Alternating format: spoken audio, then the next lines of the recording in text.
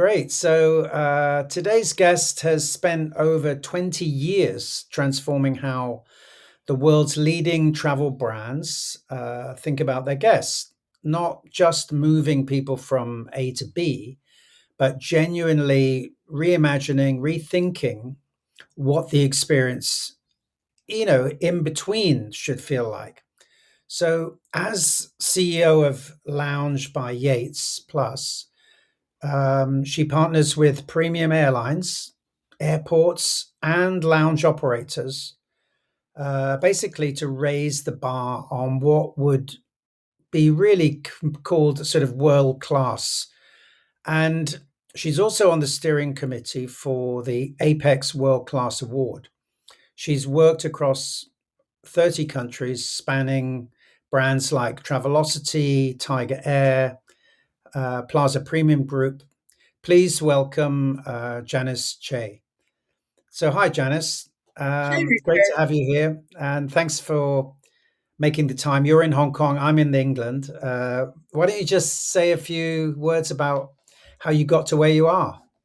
Sure, Richard. First of all, thank you very much for having me on your channel. It's my honor. Absolutely, I've heard so much about you from Keith, the founder of Yates Plus, and it's really truly an honor to have this conversation with you. And where I got here, as you greatly briefly introduced, I've been in aviation and hospitality for the past 20 years. Sounds long, but yeah, time flies for me definitely. Currently, I lead Lounge by Yates. We are a guest experience consultancy. I specialize in lounge experience. So we transform and we elevate guest experience. We design from scratch, from zero to all to operations. And that's what I do now. And previously, I spent a fair bit of time with Plaza, which you mentioned. It was a great experience to really learn about the lounge landscape.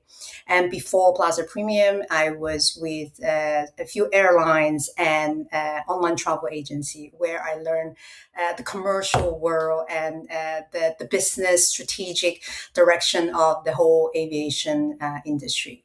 So now here I am. Great, well done. So, thank you very much for the introduction. So, I'm somebody who has used airline lounges all my working career. For the 40 years that I worked in Asia, and I remember even as a small boy, with my brother, I was about 10, he was about 8. We used to travel from England, to where my parents lived. When I was at boarding school, they were living in Ghana in West Africa, and in those days there was an airline called BOAC, and they had something called the Junior Jet Club, and you had a little logbook, and the captain would even sign the logbook and put the number of miles, and it was a way that they all the boarding school children would be kind of herded together and looked after by a group of, like, I suppose they were like cabin attendants who were like also nannies, Mm. and we had a different experience to the rest of the passengers. So we were kind of all grouped together. Then we were all made sure we were okay. We were put on the plane, and it was like a very early days of the lounge in a way. And I remember the lounges didn't really come along until much later. The club lounges and and having worked in Asia, I used the Cathay Pacific lounge a lot. And one thing I've noticed is that airline lounges have been kind of quite often designed the wrong way round. So they prioritize sometimes the sort of architecture and aesthetic element over the guest experience. I mean, there are some good ones, the Wing I quite like in Hong Kong. Um, but each of them has their own sort of little brand DNA elements. Could you talk us through a little bit about whether you think that whether they should put the guest experience first and then the design? Is it form over function? I mean, what's your view on that? What's your thoughts? Um, Richard, I think you highlighted the most important point from how we believe lounge experience should be, especially nowadays. Lounge has become I would say since your 40 years ago when you started experiencing that to all the way now, travelers are getting more savvy, they're getting more sophisticated. Airports are getting more enriched and elevated, and especially for the top 20 to even top 50 airports in the world, you are spoiled by choice as a traveler. So from a lounge experience perspective, you could be competing over with restaurants nearby, bars nearby, retail space. I want to shop instead of sit down and lounge.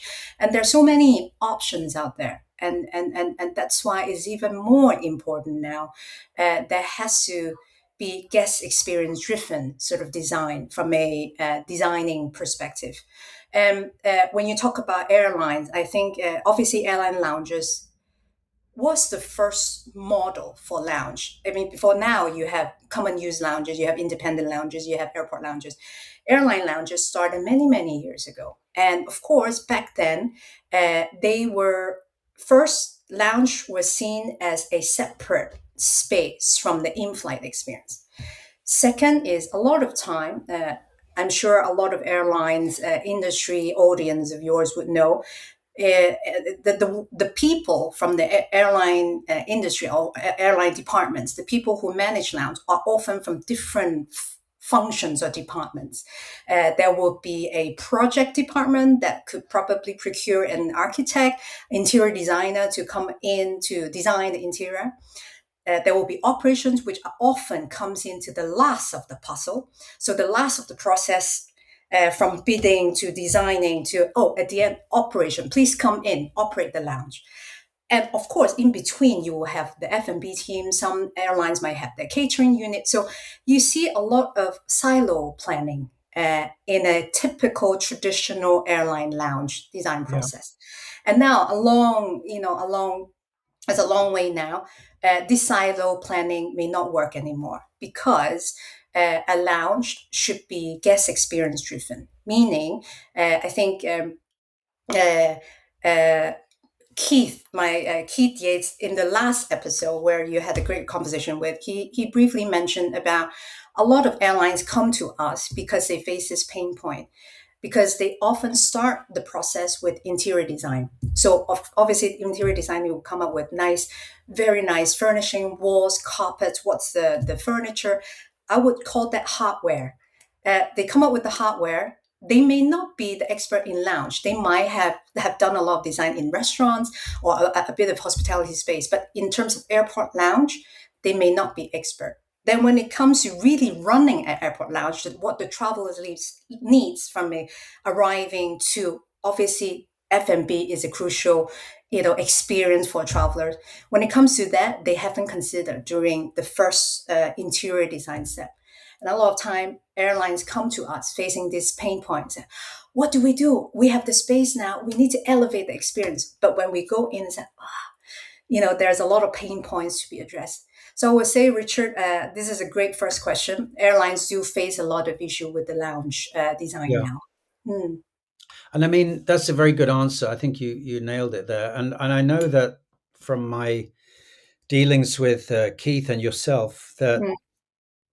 you do represent or have represented a real broad spectrum of different brands. I mean, from Virgin to Cathay Pacific, which are like worlds apart. I remember when Virgin, first launched their new look lounge. It was quite futuristic, and compared to the Cathay one, which was drawing from a kind of more of an Asian experience with their noodle bar and all that stuff. Hmm. But if you look at the fundamentals, what do you think is sort of broken Hmm. now in the lounge model? The airlines, if you like, are not really addressing. Hmm. I think the fundamental is riding on the previous point, where traditionally you will walk into a lounge, lots of chairs because seat capacity is a priority traditionally. Then you will have in the middle, there's a buffet. That's a very traditional way of I come in, I eat, and then go. But now, obviously, travelers expect more. So the fundamental struggle the airlines should be addressing is when you design a lounge from scratch, you have a new space. look into the F&B experience that we want to offer. A buffet doesn't make the cut anymore because you could go somewhere else for buffet. Honestly, there are food courts and very, very nice food court at the airport space now. Yeah. And there are other very, very nice concept co-share dining space. How do a lounge stand out from those concepts? Of course, mind you, I'm not saying that F&B concept in a lounge should be competing with the in-flight concept, because I sometimes we do get airlines, getting, talking about how do we make sure they it's a seamless journey, which I will touch on later. How should lounge be complementing the entire flight journey? But what we're saying is there should be different F&B concepts that you consider to serve different traveler types. There's solo traveler, sometimes like me and you, we go on a business trip. We have very niche needs. We need to get on our laptop, have a phone call, and have a quick champagne to de-stress. Then you have leisure travelers, family travelers. You have all sort of different types. How do you cater that? There is someone who come in for before a long haul flight that I have 2 hour in the lounge. There's also someone who only want 30 minutes. I need the grab and go. So all these you could already easily think of different F&B concepts. Start with that instead of just a flat out buffet. Then second is once you look into F&B, you look at different needs for your travelers for non F&B services and experience. Of course, showers is very, very important, especially for key hubs like Hong Kong, Singapore, Heathrow. How do you design a shower or bathroom or well-being space where you truly answer to the traveler's need?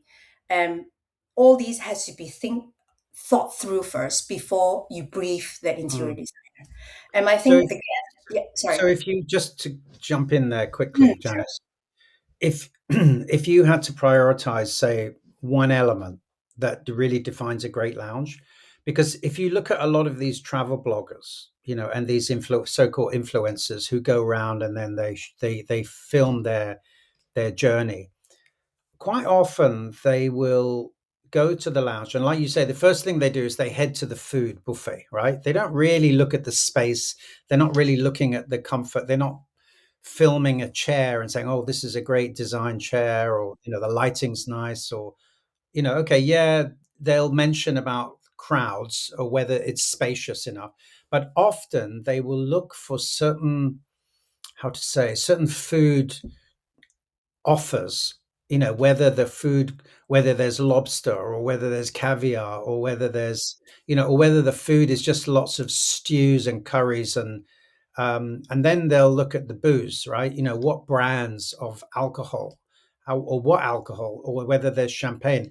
So if you were to sort of try and prioritize one element that you think defines, is it the food, the beverage, the space, or the actual service side of it? What would you say?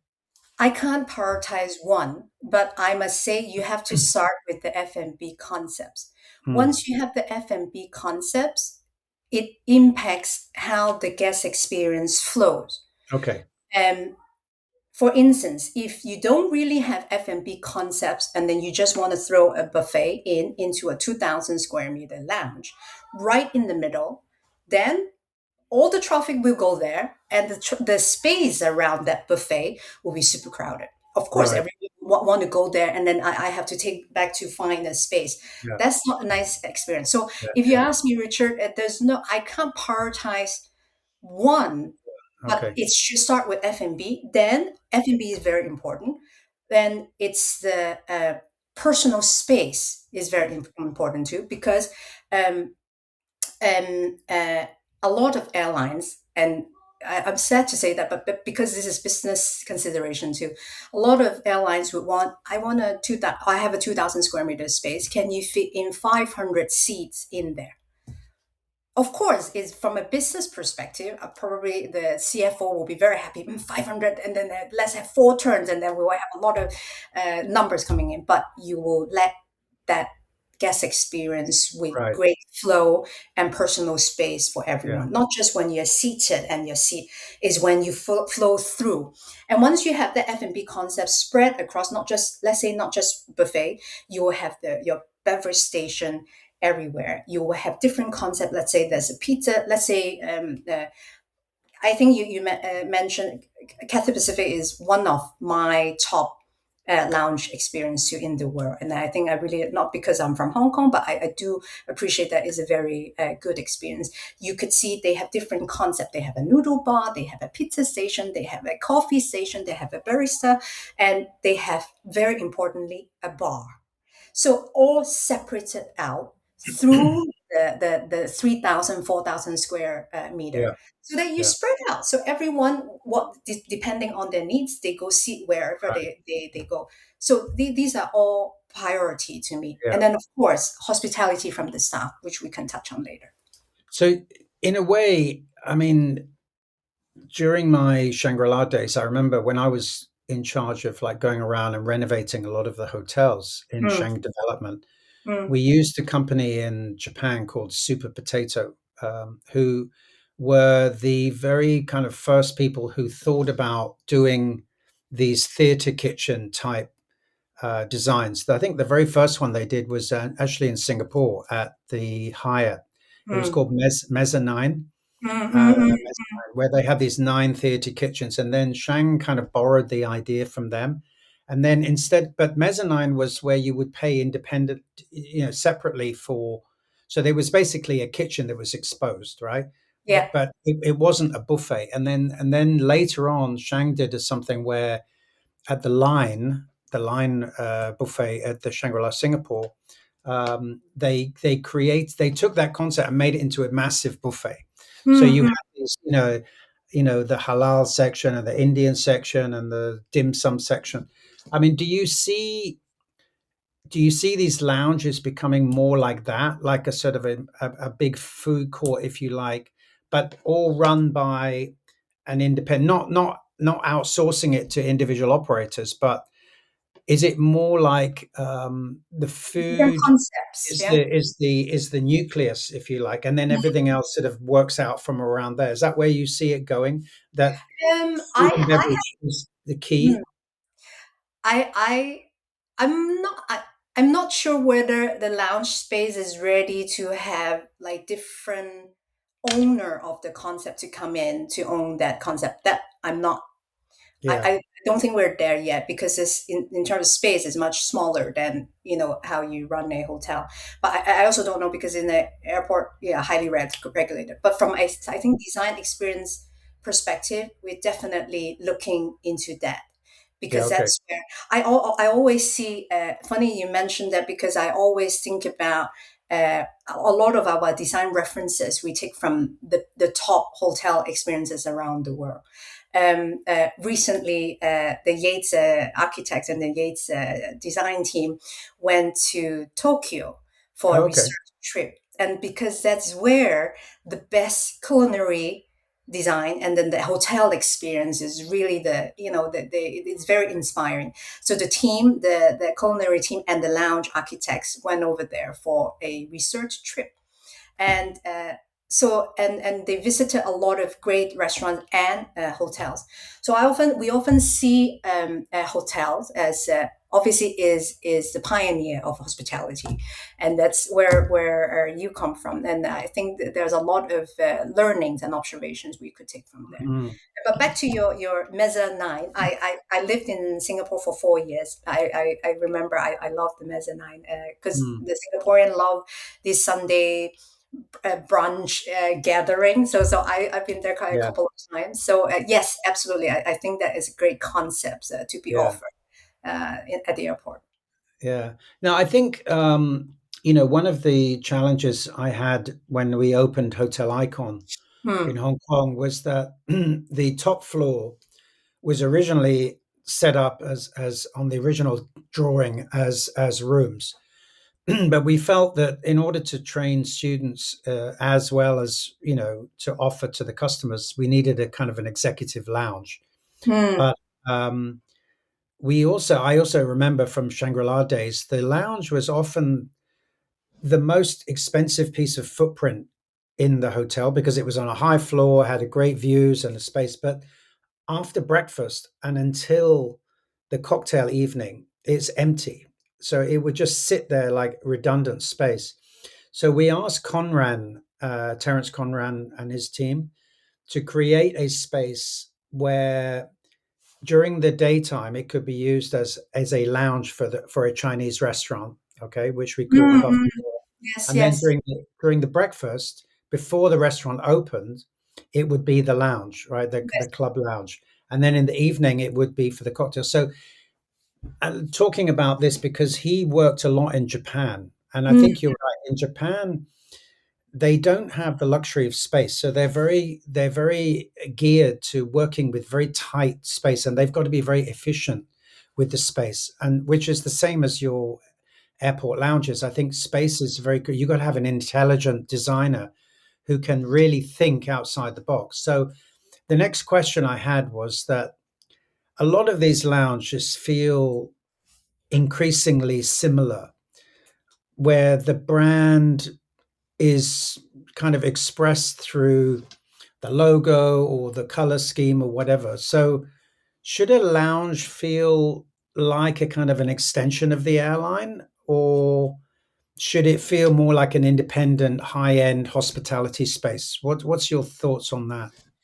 I think absolutely it should be an extension of an airline, but that doesn't mean they should just put a logo there, use their colors, and sadly, there are still a lot of brand practitioners thinks that is branding. But absolutely, it should be the extension of the airline brand as a whole. But at the same time, and that is why you should design the lounge space from a hospitality perspective Yeah. instead of just put chairs and buffet and bathrooms there or beautiful walls furnishing and so on. And I think back to the point where you talk about, Richard, how you optimize the space Space. Yeah. for Hotel Icon. One of the my favorite lounge and favorite Chinese restaurant. I often go Okay. there, and Good. Good.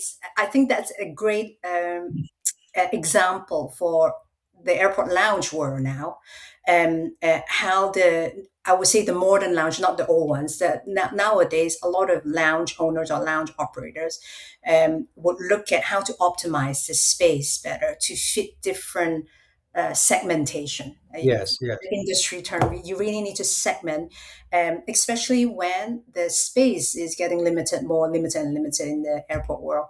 And let's say an airline, you see less and less airlines will have their first class lounge separate from the business class lounge. Yes. Obviously, two factors. One is space factor. Second is the cost factor. So eventually, a lot of airlines would opt for, can I get a big space? And then I look at zoning. So we would, especially to your point, different timing of the day. First class may be more limited. So at least there's flexibility to the space itself. So it has to be very smart zoning to fit that flexibility Mm. of different timing.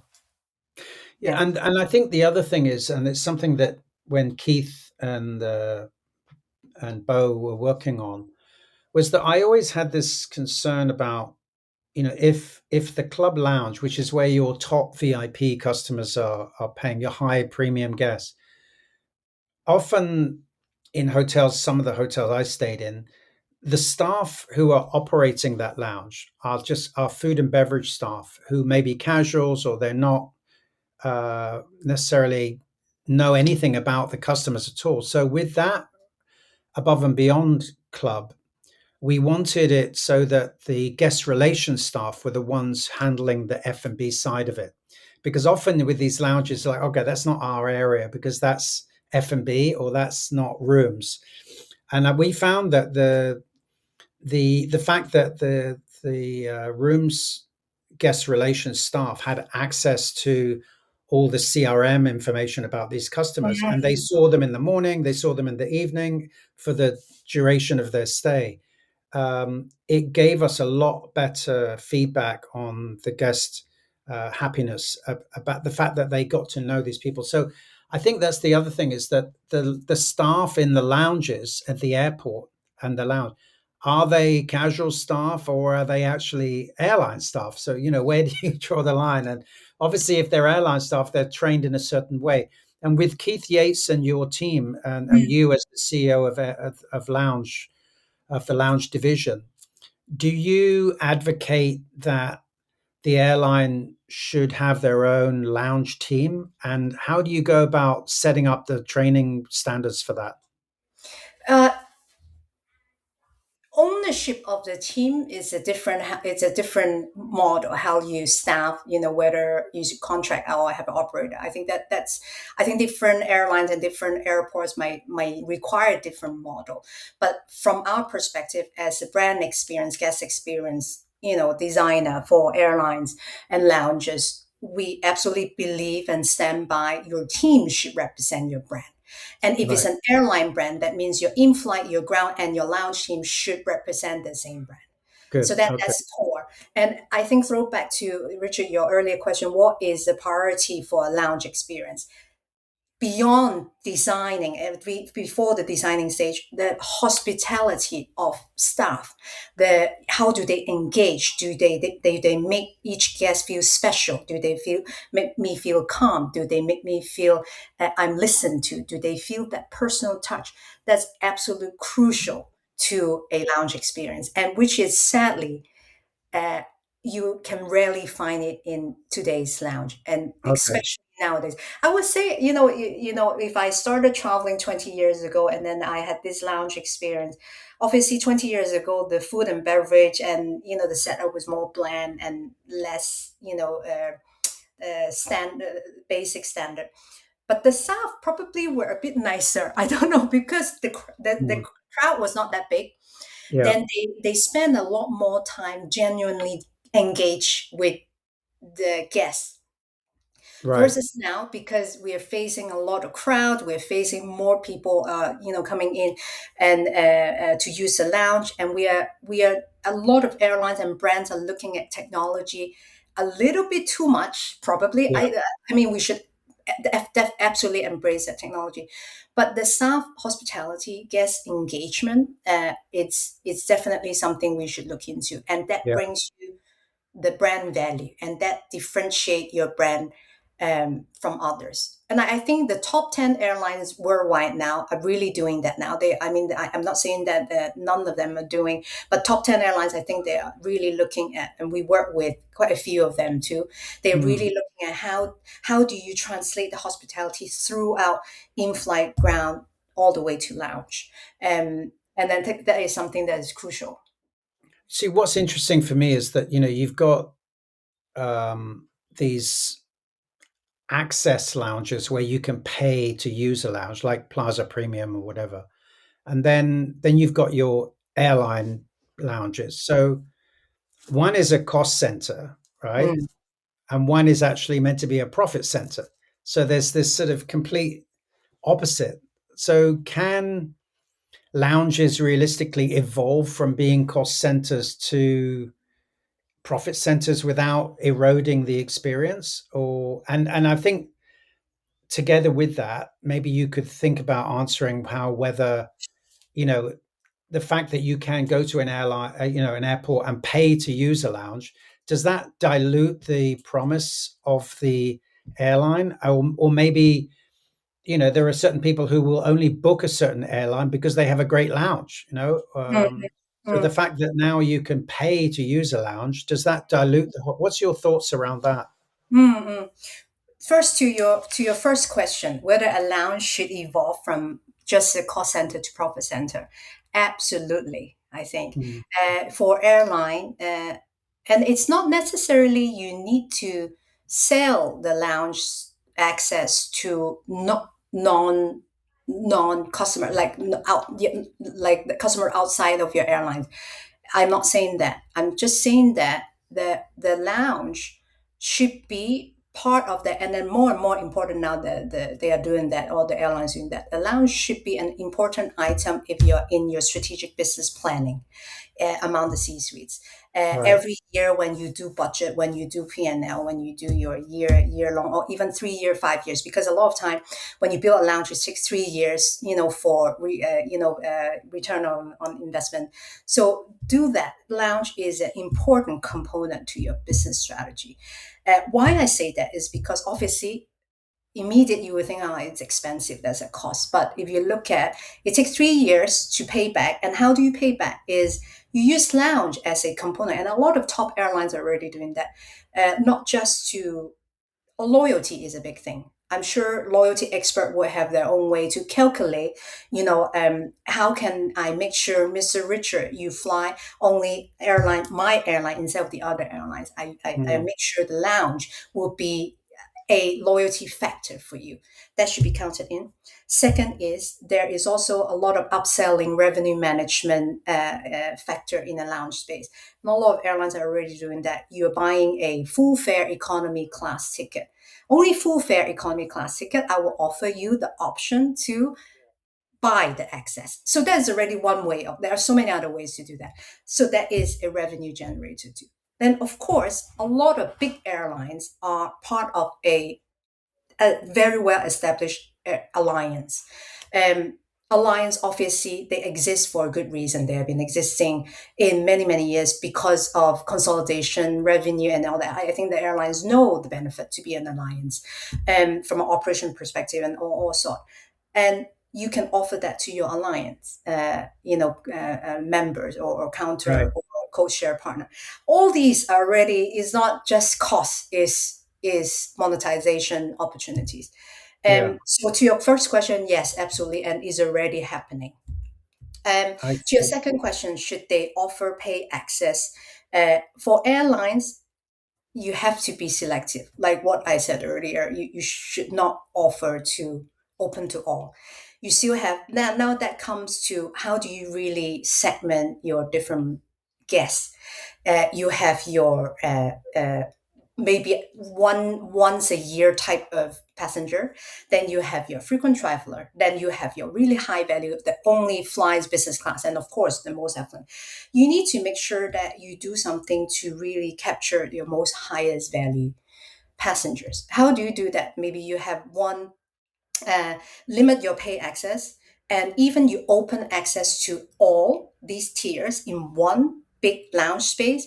How do you make smart zoning Mm, to make mm, sure there's certain zone that you reserve only for your highest value customer who right. really advocate your brand everywhere, and that really gives you that brand value. So I think that has to be smart planning in terms of paid access. Mm, very interesting. So, I mean, looking at that, and looking sort of like 5 years out, because I know with you, with Yates, with Keith and yourself, you do like to sort of think ahead. How do you see it looking in, say, 10 years from now? I mean, given the fact that you've also got technology Mm. which is potentially there to in AI to enhance the lounge experience. I mean, where do you think that it ends up, in say 5 years from now? If an airline, I mean, especially in a place like the Middle East where you've got a lot of airlines with quite a lot of money competing with one another, like, Qatar and Emirates and Etihad, Saudi Air. I mean, they're all, or even Turkish Airlines are doing Mm. quite a lot of innovative stuff. Um, where do you see it going? I mean, if you had a crystal ball. I think lounge space is only getting very exciting. And really, I mean, I entered the lounge space maybe around 9, 10 years ago. Yeah, And back then and now is already completely different, more dynamic. And a lot of different players are trying to get into lounge. Those were the days when you only have airline lounges, but now you have different independent lounges.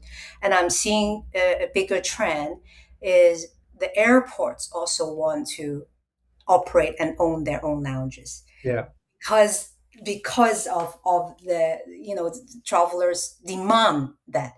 And because and obviously you but all these parties have to work harder to make sure the experience is elevated instead of just building another food court in a a closed door space. There's no point. And but those type of lounges will still exist, but if you really want to capture the higher value, uh, more revenue per pax type of passengers, uh, uh, more players, there'll be more different operators not just airlines. There will be more elevated experience that make use of technology too. And when I say technology, the technology should just enable the experience to be elevated, Yeah. solving pain point instead of replacing human touch. AI, I think, is a great mention, Richard. How can AI help with operation efficiency, back of house, and then at front of house from guest facing? How can I offer? At the end of the day, hospitality is down to how do I make you feel more special? How do I make the guests feel more heard of? How can I make sure we feel the guests feel calm? Technology could help with that, Yeah. especially to someone who is loyal to that particular lounge experience. Then it's just like you go get onto the top airlines in flight. They are already doing that. A lot of time, obviously, they have the best crew, cabin Mm. crew in the world to remember that. Just like in the hotel world, they remember, Mr. Richard, last time you would like a glass of water to start your journey. Would you like that Mm. again? Same, go to the lounge environment. It should be able to do that too. And Yeah. we are working towards that. And not 5 years, it's in coming months to come. So where do you think this is going to come from? Will it come from Europe? Will it come from the States? Will it come from Asia? Will it come from the Middle East? I mean, who is in your opinion and Keith's opinion, where is the most sort of progressive thinking and creative thinking, innovative thinking, whatever you want to call it? Where is it coming from? The past few years, we work with a lot of innovative partners that are mainly from the Middle East, certain part of Europe, Yeah. Central Asia, Okay. uh, and Asia. Okay. And I would say they are one of the most innovative or willing to innovate. And they are really looking at long term because some of them might in the old days they might have been seen as the underdog. Mm. Now they have the desire. Yeah. They want to be the top of the region, top of the continent, top of the world. They really have the desire. And then the past few years, we have worked with different carriers in even in the Pacific, and they really had that desire. And those are the airlines or the brands that really want to step up and provide that future vision. Why do you think that people often say that the best lounges are in Asia? In the sense, even like the airlines, these airlines are always winning the top awards: Singapore Airlines, Cathay Pacific, and Japan Airlines, whatever. What is it about the Asian hospitality or the Asian Mm. concepts that seems to win people over? Is it a mindset? Is it because they are more dynamic? Is it? I mean, what do you put it down to as a Asian person? I mean, I feel more Asian than I mean, my wife's Asian. I grew up in Asia. I spent 40 years of my career there, but I mean, I kind of know the answer. But I would just want to hear from you. What's your opinion? Absolutely, it's the mindset. And I think mindset of the culture, mindset of the people, and mindset of uh, wishing to offer the best for you and the guest that is in front of me, and versus office. I think it's the culture. Yeah, like I'm not saying in Europe you will or Europe or United States, you would receive hospitality too. But a lot of time, those are imported Yeah, team, right? They are a lot of time they're Asian teams, but I think it is a lot to do with the culture, the mindset, and that's why. That's the core of Yates plus two, the team within Yates stand by. If you want to transform experience or transform a brand, the first thing you must do, we work with the CEOs, and the first thing you must do is work on the mindset. mm, Change the mindset. Is it something we could work on? If you right. have the mindset of leaders, then down to managers, and then on to the team, you have that mindset shift, then all these SOPs will come the last. Actually, you Yeah, yeah, must have that mindset to serve. But Asia, I think it is known. Asian yeah. hospitality, it's just is our culture. Mm. So I agree, and I wanted to touch now on this area of which seems to be more and more talked about and almost expected now, that hotels, particularly, and some to a certain extent, resorts more than and resorts in certain locations like the Maldives, or whether there's a fragile kind of ecosystem, ecoclimate. But this whole area of sustainability, and from a sort of practical lens, Hmm. looking at it, let's say that you and Lounge and Late Yates Plus were asked to by an airline to sort of to say, okay, can you guys sort of think outside the box? We want to deliver a kind of premium experience that's meaningful, that kind of touches the customer, that they see it immediately, Hmm. uh, that shows that we are very conscious of sustainability. It's not just greenwashing, and because we are a corporation, we have to have it in our corporate literature. But Hmm. there are a lot of hidden inefficiencies, as we know, in F&B and in the lounges. So if you were to be commissioned by a company to do that, what would be the most sort of commercially viable sustainability changes? I Hmm. mean, there are going to be many, but let's say the top low hanging fruit, top three big changes that you think lounges could implement to Hmm. kind of hit those sustainability goals. Hmm. I think that's a very good question that is very close to my heart. I stand by every day trying to be better to the planet.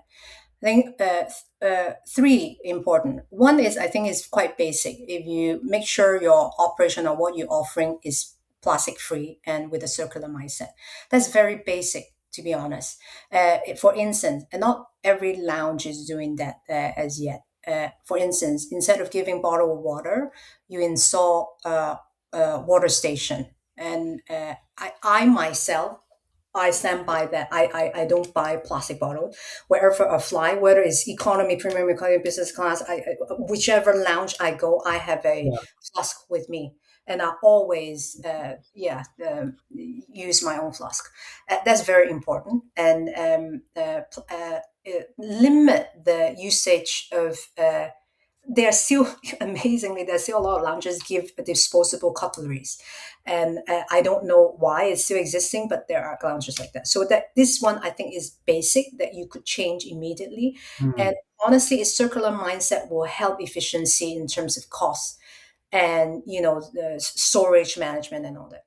Second is I think back to how you design a lounge is if you design a lounge really based on the actual needs of your portfolio. So there's no one size fits all anymore. The more one size fit all you are trying to design, the more wastage you might have because the solo traveler will have a very different needs for family.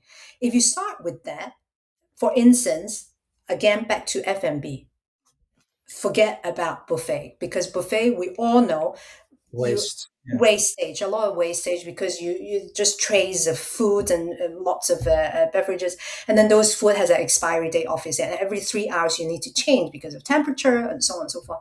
But if you are, let's say back to our different dining concepts, you have a chef in front first, you can put the chef up front, and that Mhm. gives interaction and engagement. Then the chef would just cook on demand. Then Yeah. it's kind of like as simple as put it as an egg station in a hotel Yeah. offering. You only make the eggs when you order, and I'm making an egg that to your liking. Isn't that a win-win situation where Sure. reduce waste and there's guest engagement, and you feel like you are heard of, you feel that personal touch, and then the chef will Mm, give you that plate. Oh, here you are, your sunny side ups, Mr. Richard. That's beautiful. So that is to do with design, and that is from step one, where how do you design based on the guest experience by different traveler types. yeah. Yeah, I think, but of course, there is a third, which is to do with your more interior design, whether you use, you study, let's say, lighting. Ideally, you have a lot of natural light in this space. That would be a beautiful, open space. But are you making use of your light designer? Are you making use of natural lighting so that during the day you may not need a lot of light energy? And then, how about a cooling system? How can you make use of planet-friendly cooling system? Yeah. And so that's one of the projects that we work on is in Bahrain, in the Pearl Lounge, which is now the top three world class lounge now. They That space was very beautiful. It's over 3,000 square meter, and it's an open. It's basically part of the entire terminal, and how it was set up is there's a lot of natural light, and it share the air conditioning and the cooling system with the entire terminal. So there's an optimization of space. Of course, I'm not saying that every lounge should be as open as like this Right. scenario, but this is one of the example. How do look at the energy saving model in terms of your temperature control and your lighting control? So that could be one too from an architectural perspective. That's very interesting. Yeah. I mean, I think that sounds very interesting. I'm going to look into that and find a little bit more about what's it called, the Pearl Lounge. And Pearl this is a. in Bahrain. Were you involved in? Was Yates involved working with the architect from the ground up, or Yes, you yes, came in we later? designed Okay, the whole experience. Yes, great, great. That's yes, we've done interesting. everything. Yeah. Yeah, I think another area that I talk about Hotel Icon because it was a research and training hotel as well. So we did a lot of prototyping, different ideas, bringing them to life, trying to work around a lot with sustainability. And Hmm. one of the things we did was we looked at uniforms because uniforms, Mm, you have thousands of sets absolutely. of uniforms in a hotel like you have in an airline. Mm, And we actually switched to sustainable fabrics using maize and bamboo and things like that, which were very breathable, but not using a lot of, you know, I think the fact also that the staff were wearing this uniforms, they felt that they were somehow contributing, and also the fact that a lot of the uniforms could be designed by AI. So you're actually reducing you just put in the brand DNA and it would come up with different renderings. And also the supply chain, so that when the staff comes on board, they could actually just order directly from the factory, like you would on Amazon. You don't have to go through the housekeeping department and all that. And it was very useful. And I think that's another area that is definitely kind of underlooked is there's a lot of cost tied up in uniforms and things like that. But yeah, that's very interesting. I think how many projects do you have on the go at the moment, Janice? uh, a few, a few. They're different. From ground up, we have CPU lounges, and then there is hospitality transformation, like the existing lounge transforming their whole service level. And we are also working on a ultra luxury private establishment, which is something maybe a bit beyond airport lounges, but it's still that category. Yeah. Yeah, so quite a few going on. When Exciting I time. one thing I wanted to ask you is about your Apex Award judging. Hmm. Do you have like a kind of a criteria that you have to like a checkbox that you have to do and then you do a score, or is it based largely on your own observations Yeah, so when you we do it? uh, Yeah. Apex kindly appointed us to design the whole benchmarking program. So we were involved to design the entire benchmarking audit program. It's a very complex by different construct, like the guest Okay. experience, F&B, safety, well-being, sustainability. So we designed that. It's not checkbox for sure, because that's not. We don't believe a checkbox would tell the full story of the experience. It's not a yes no. You need uh, quantitative and you need qualitative too, and also combining. The brand owners, they might have the NPS, they might have the CSAT. So it's really a consolidation of all the data, and Okay. that's what we do. Okay. To Cool. really come up with a world class benchmarking. Okay. So the last question is actually that question that I sent you last night that Yeah. we could have a little chit chat about, which I it got me thinking about it. Is that lounges sit in this very high tension area because you've got guests who are running around. They've got their luggage, they're stressed, they're anxious about their journey. Do you think that a lounge can kind of really genuinely deliver that kind of hospitality that makes somebody feel, truly at ease, the way, let's say, a great restaurant or a great hotel does? Or is travel simply it's stress and it's unavoidable? I mean, it doesn't matter how good the lounge is, travel is always going to be stressful. I mean, what are your thoughts on that? Um, Travel is stressful, but lounge definitely can play a role. I give you my personal experience. I think a year ago, I traveled from Hong Kong to Europe via Doha, and I flew business class, so I went to the lounge. And remember, I said that because I stand by sustainability, I have my flux with me everywhere. So the whole flight, 8 hours flight, I had the flux right next to me. Somehow, when I got off the plane, I lost the flux. It was one of my favorite flask, and I loved it. I loved the color, everything.